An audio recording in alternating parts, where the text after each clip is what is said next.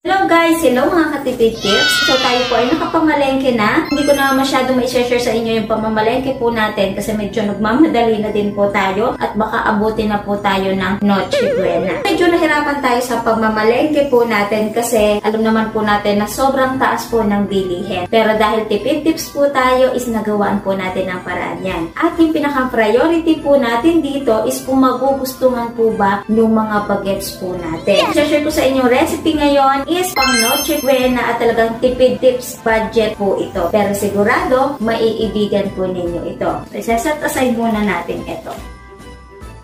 So, unang-una is yung ating manok. So, isang buo yung gagamitin natin. Ito po ay nahugasan ko na at pinatiktikan ko na. So, lalagyan na po natin ito ng pangpalasa. Set aside muna natin. Una is yung ating bawang sibuyas. Gagawin ko dito is paghahatiin ko. Kasi yung kalahati is meron akong paggagamitan mamaya. Yung gagawin natin dito sa bawang sibuyas ay pipinuhin lamang po natin. Kung meron na tayo sa bahay na garlic powder, onion powder, so pwede na po yun. Ngayon, kuhanin na po natin ang isang buong manok na gagamitin po natin. Pinahati ko na po ito sa palengke. Tawag po ay butterfly cut. Ito, kung napapansin nyo is meron pang atay-atay. Kung gusto nyo, tanggalin nyo yan. Pero ako hindi ko na tinanggal kasi paborito ko po talaga yan sa chicken. Lalagay na natin yung pangpalasa po natin. So, unahin na natin itong kalamansi. Bali, ito po ay 5 piraso. Pinakang balat, isasama na din po natin yan. Bali, ang sasalain lamang po natin ay yung buto. Siyempre, hinugasan din po muna natin yung kalamansi bago po natin gayatin. Pandagdag flavor din yan mga katipid tips. Lagay na natin ang bawang at sibuyas. Tapos, nakabili tayo ng 5 pisong paminta. Then, yun lang kung gaano karami yung gusto nyo. And then, yung ating pong pangpalasa. Pwede naman tayong gumamit dito ng gusto nating pangpalasa. Tapos, ikot-ikotin lamang po natin.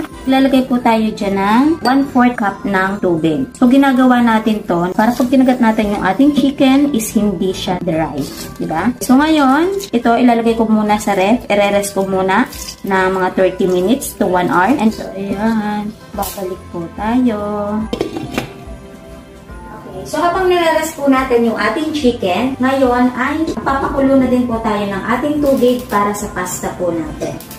Maglalagay tayo dyan kahit mga 3 tablespoon po ng asin para magkaroon na po ng lasa yung pinakang pasta po natin. At syempre, yung pangalawang recipe natin is Pinoy spaghetti yung ating pong lulutuin. So, balikan po natin yan kapag kumukulo na. So, habang papakulo tayo ng ating tubig, ngayon gagayatin na din po natin itong bawang sibuyas. Gagayatin lamang po natin ito ng pinong-pino para mas lumasa.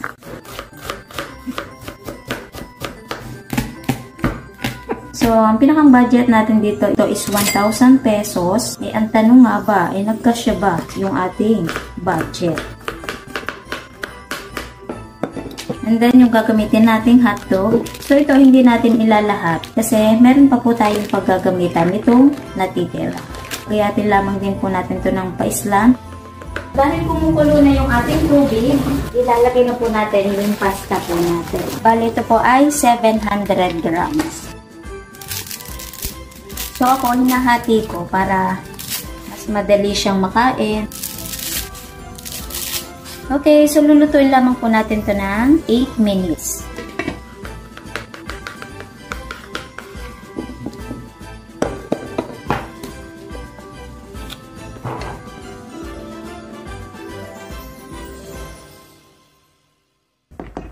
So, after 8 minutes, pinatay na po natin yung ating apoy. Ngayon, ay i-drain na po natin ito. So, pagka-drain ng ating pasta, iset aside lamang po natin at magluto naman po tayo ng sauce po natin. So, painitin muna natin. Maglalagay lamang po tayo ng kaunting oil kasi piprituhin po natin muna itong hotdog po natin. Okay? Tapos yung hotdog na itinira po natin, isasabay ko na din po sa pagprito. Para hindi sayang sa gas, tapos tipid trabaho na din, diba? Okay, so kapag luto na, itong 5 na isinama natin, set aside lamang po natin. Kasi ito po ay mamaya pa po natin siya gagamitin. Tapos, dito sa pinakang hotdog po natin, ibubukod din po natin ang kalahati. Dahil itatapos po natin siya mamaya. Magdagdag po tayo ulit ng kaunting oil. Igigisa na po natin yung ating bawang sibuyas. Pwede natin sunod ang sibuyas.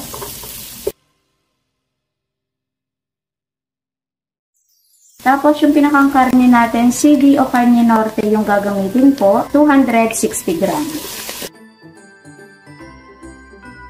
Lagay tayo ng paminta. Lalagyan natin ako ng 1 teaspoon ng asin. Halo-haloin lang natin. At kapag naigisa na po natin ng ayos, ngayon pwede na po natin ilagay yung ating pong sauce. Naglagay tayo ng kaunting tubig para masaid. So ito palang El Real, mapula na din yung sauce mo. Pero para mas pumula pa, is maglalagay tayo ng ketchup. Tapos meron tayong biniling isang beef cubes. So ilagay na natin. So yung lasa po nito sa akin is okay na. Kung gusto natin naman na manamis pa, pwede pa nating dagdagan ng kaunting asukal. So ibabalance na lamang po natin yung pinakang lasa. So pwede na nating i-off yung ating fire. Ngayon, magbubukot muna ako ng kaunting sauce po natin. Kasi ito yung itatoppings natin mamaya kapag nag-plating na po tayo para maganda siyang tingnan. Pag okay na, isasama na po natin yung pasta na niluto po natin. Sa video, medyo maputla yung kulay niya, pero sa personal is ang ganda-ganda ng kulay niya. So ngayon, balikan naman natin yung ating chicken. So, magawa na po tayo ng ating pinakang breading mix. Gagamit ako ng isang plastic labo, pero pwede rin naman na malaking Tupperware. Maglalagay tayo ng 1 cup ng harina. So yung mga harina kung tingi-tingi, ito talaga binaybay ko yung pagbili. Doon kayo bibili sa mga kita nyo yung madaming nakasabit. Sila yung mga nagtitingin ng harina, cornstarch, margarine, 1/2 cup ng cornstarch. Natira nating paminta, ilahat na din po natin. Nakapalasa yung magic sarap. Tapos, aalugin na din po natin. So, after po nito, kuhanin na po natin yung ating chicken. So, eto na yun mga katipid tips. Hindi ko alam kung kakasya dun sa plastic natin. Kasi ang bala ko dito is, dito natin aalugin sa loob. Dito na natin inalog sa mas malaki para hindi na tayo mahirapan. So, habang kino-cover natin ito, ay nagpapainit na din po tayo ng ating mantika. Sigurado, tuwa-tuwa yung mga chikiting natin ito. Ito naman, favorite din ng mga nanay, ng mga tatay, diba? Tapos, bagay na bagay ito dun sa spaghetti natin. Yung tipo na kumakain tayo ng spaghetti, tapos kumakagat tayo sa chicken, diba? Pag alam natin na mainit na yung ating oil, pwede na po natin ilagay yung ating chicken. Bago po natin ilagay yung ating chicken, ipagpag po muna natin para maganda yung skin kapag naluto na. Ilagay na natin yung ating chicken.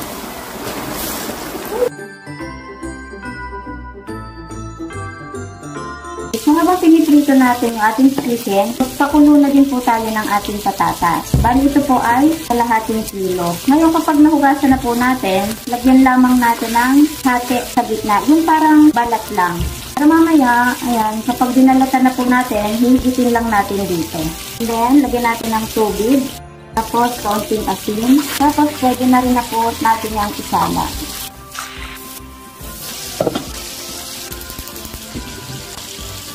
Kapag kakaunti ng oil natin, mas better na hati-hatiin na po natin yung ating chicken para mas madali siyang maluto.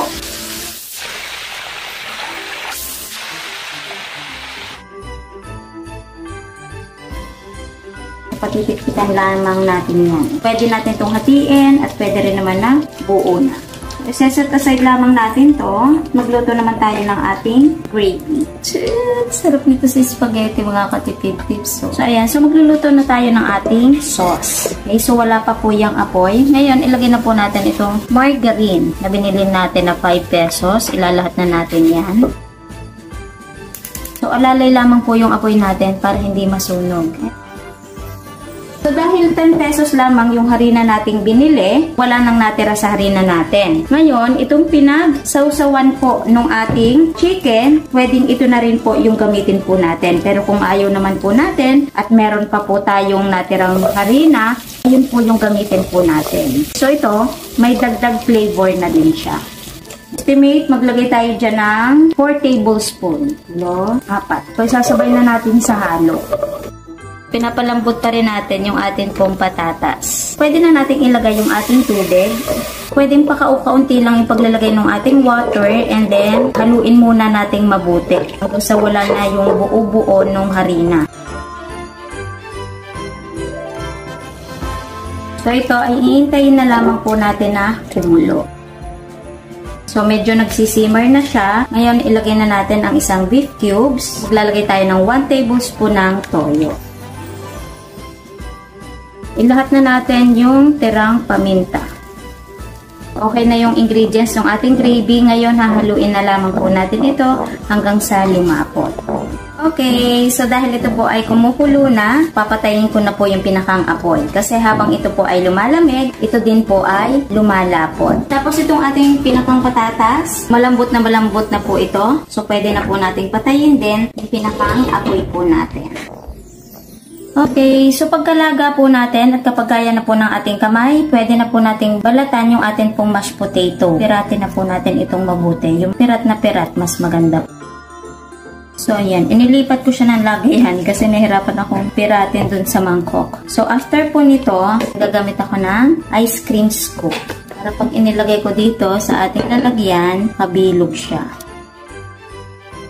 Okay, so eto na siya, yung ating mashed potato. Ngayon, lagyan na natin ng kaunting design. So, yung ating gravy. Lalagyan lang tayo ng kaunti sa top para pinakang design. Sila na lang magdagdag ng gravy kapag nasa plate na nila. Wow! Okay. At ngayon, yung sunod na dish po natin ay gagamit tayo ng hot cake mix. So, ito lang yung nakayanan ng budget natin. So, cake sana yung bibilhin ko. Kaya lang, hindi pala kasya yung pera natin. So, gagawa natin ng paraan yan at lalagyan natin ng kaunting twist. Yung pancake po natin. So, gagamit tayo ng isang mixing bowl. At paghahalu-haluin lang natin yung ating ingredients. Isang itlog. Bug. Imimix daw ni Ate Rog. Tapos, ito pa yung ating 5 pisong margarine. So, kung nakikita nyo, tunaw na to kasi inilagay ko siya sa ibabaw nung pinapalambot natin na patatas. Pwede na nating isunod itong ating 1 pack ng hot cake mix. O ay 200 grams. And then, maglalagay na tayo. Last ingredients, yung ating 3/4 cup ng tubig. Sasabayan na natin ang halo para nababawasan na yung buo-buo. Natin ay wala na siyang dry ingredients, so pwede na po natin itong lutuin. So yung cheese na binili natin, gagamit din tayo dito, pero yung kalahati nito sa spaghetti po natin ilalagay. So gagamit tayo ng non-stick na pan para kahit hindi na tayo maglagay ng oil, kasi naglagay naman tayo ng margarine sa pinakang butter po natin. So ipapainit lang natin siya dyan. At dito is gagamitin na po natin yung hotdog na pinirito natin kanina, yung haba-haba. Okay, so kapag mainit na, pwede na po tayo maglagay ng ating mixture. Gagamit tayo ng panukat na 1/4 cup. Kapag ganyang marami ng butas-butas, senyales na po yan na malapit ng maluto. So, yung pinakang hotdog natin na haba, hinati po natin yan sa gitna. Then, ilalagay lang natin dito sa kalahati. Tapos, itutupi po natin. So, itong ibabaw ng pancake natin is pwede natin yan yad-yadan ng cheese. Pero ito po ay optional.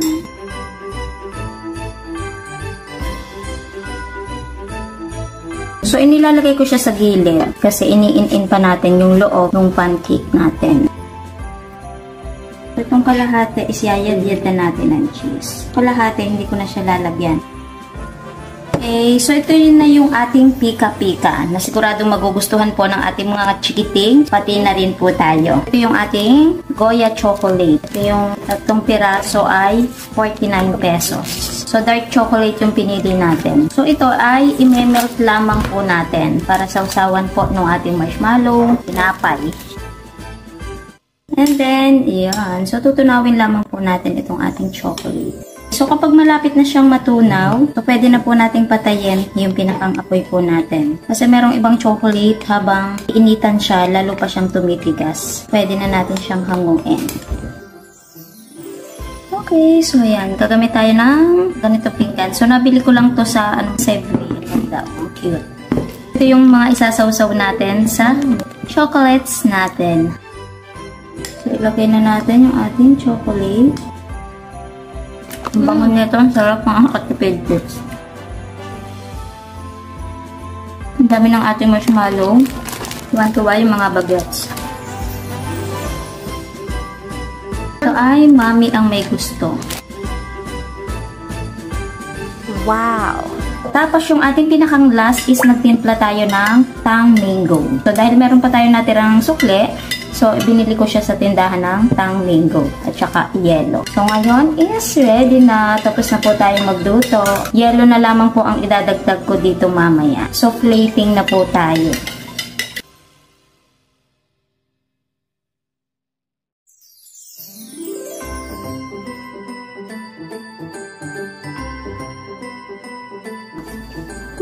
Oh, kaya pa ng powers, mga mi. So, ngayon, tapos na po tayo. Unti lang naman po yung niluto natin. Pero bakit parang ang dami-daming tingnan? So, mga mami, sasamahan lamang po ng powers at sigurado kayang-kaya nyo po yan. Kahit talagang budget na budget po talaga yung pinamili po natin. So, ngayon, bigyan ko po kayo ng mabilisang costing po dito. Hindi ko na ididetali yung costing. Pero, matototal po natin kung magkano po lahat yung pinamalengke ko. Unahin natin yung pinakang costing natin sa grocery, 400 pesos po tayo. Alam nyo ba, nung nasa grocery ako, una kong pinamalengke siya, sabi ko pa tayo, 600 na lamang yung natira, ano pa kaya yung mabibili ko? So, ayun, napagkasya din naman po natin. So, yung manok po natin, nagkakahalaga ng 290 pesos, bali isang kilo't kalahati, 200 pesos po ang isang kilo. Patatas, lettuce, nagkakahalaga lamang po yan ng 6 pesos. Kapag bibili kayo ng lettuce, sa palengke po tayo bibili para mas mura po talaga. Tapos, kasama doon yung sibuyas, bawang, tsaka cubes. So, yun, kakalaga ng 90 pesos. Tapos, yung flour natin at cornstarch, 20 pesos. Margarine at magic sarap, 10 pesos. Asin at paminta, 10 pesos. Tapos, itlog, 10 pesos. Yung juice yellow at cubes po ulit, 30 pesos. Bali yun po, dito na po yun sa may aming binili. Sari-sari store na malapit po dito sa bahay. Tapos, yung pinakang hotdog po natin sa palengke, 52 pesos. Pancake po natin, 35 pesos. At yung cheese po natin, nakalimutan ko din sa grocery bumili. So, dito na po yun sa tindahan, 35 pesos. So, ang total po nun ay 992 pesos. So, 1,000 pesos yung binili ko. Meron lamang pong labes na, so, ito yung sukli natin na 2 pesos. So, yung 1,000 pesos na dala ko, talagang dito yun sa jacket ko nakalagay. Para alam ko kung nakakamagkano na ako. So, kada bili ko, binibilang ko yung sukli. Ano pa ba yung mabibili ko? Pero, mas mainam pa rin po pag mamamalengke po tayo is, meron na po tayong dalang listahan. Kasi ako po ay meron ng dalang listahan. Kumbaga, presyo na lamang yung tinitingnan ko kung ano pa yung mabibili ko. So, ito na yon yung ating 1,000 pesos. Pero ito pong pinakang rice natin is hindi po kasama sa 1,000 pesos. So, okay lang naman kung hindi tayo makabili ng rice, at least mabubusog po tayo dito sa ating pong spaghetti. Sa dami po nito, ewan ko na lang kung hindi po tayo mabusog. So, diba, kahit 1,000 pesos lamang po yung pinakang budget po natin. So, gagalingan lamang po natin ang pag-budget, ang pagluluto, ang pag-discarte, sa pag-display. So, hindi na po halatang 1,000 pesos lamang po yung pinamalengke po natin. So, itong ating spaghetti, 8 to 10 person, kasyang-kasya po yan. Pwedeng mas higit pa, depende po sa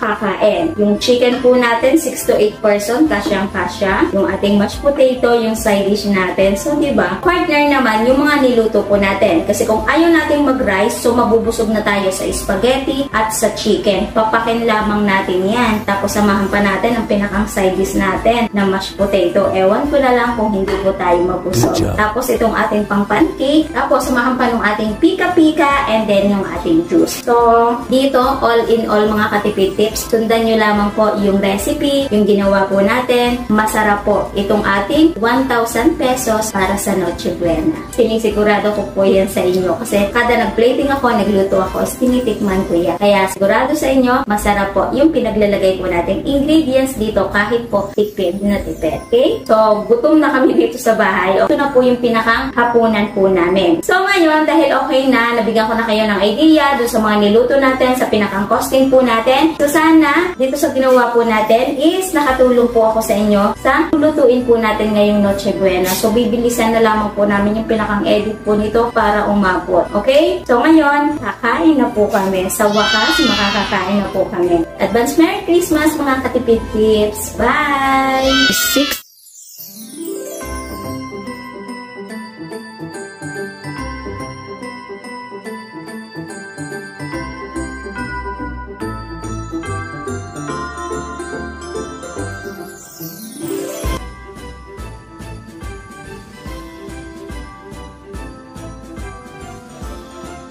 Una na yung mga batuting. Gina sila.